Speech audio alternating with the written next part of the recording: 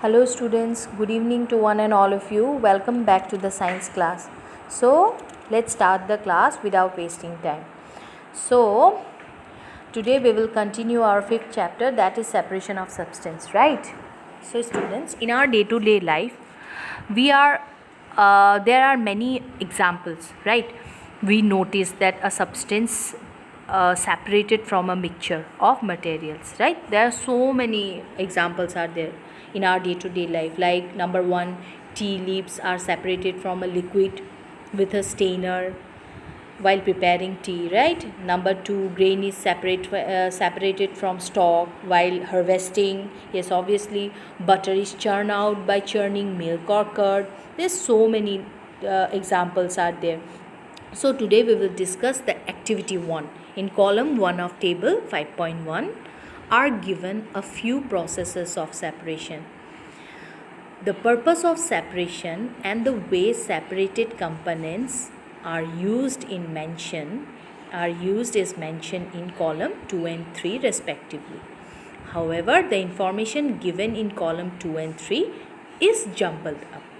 Can you match each processes with its purpose and the way separated components are used? See, in page number 36, there is a table 5.1. Here it is written, why do we separate substances? In our day-to-day life, we separate so many substances, right? But why? Here 3 columns are there. One is the separation process.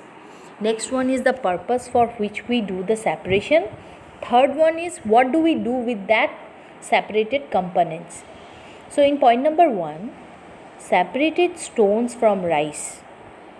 What is the purpose behind it? To separate two different but useful components. Actually the stone is not useful component, but in your book it is written as to separate two different but useful component. Then what do we do with that component? We throw away the solid component, and the solid component is what? Stone, right? Then in point number 2, churning milk to obtain butter. What is the purpose behind this? Yes, to remove non-useful components. It means we threw away the impurities. It means impurities means non-useful components. Point number 3, separated tea leaves. Yes, while making tea, we separated what? The liquid with the tea leaves, right? Why? To remove impurities or harmful component. We use both the components. Sometimes we use both the component. What do we do with that impurities? Yes, we use both the components when we separate tea leaves from that tea, right? So students, we see that before we use a substance, we need to separate harmful or non-useful substances that may be mixed with it. Sometimes we separate even useful component if we need to use them separately, right?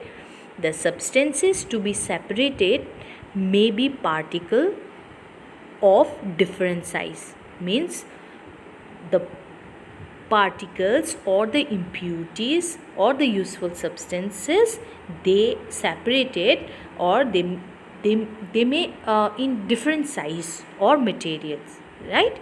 These may be in 3 states of matter. It may be in solid, it may be in liquid, or it may be in gas. So how do we separate substances mixed together if they have so many different properties, right? See, for this we have to study, or we will discuss some simple method. That is the method of separation. We will discuss some simple method of separating substances that are mixed together.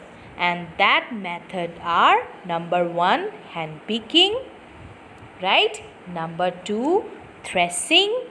Number 3, winnowing. Number 4, sieving. Number 5, decantation. Number 6, sedimentation. And Number 7, filtration. Right? What are the methods? Hand picking, threshing, winnowing, sieving, sedimentation, decantation, and filtration. Right? One more is there, that is evaporation. What is that? Evaporation. Right? So,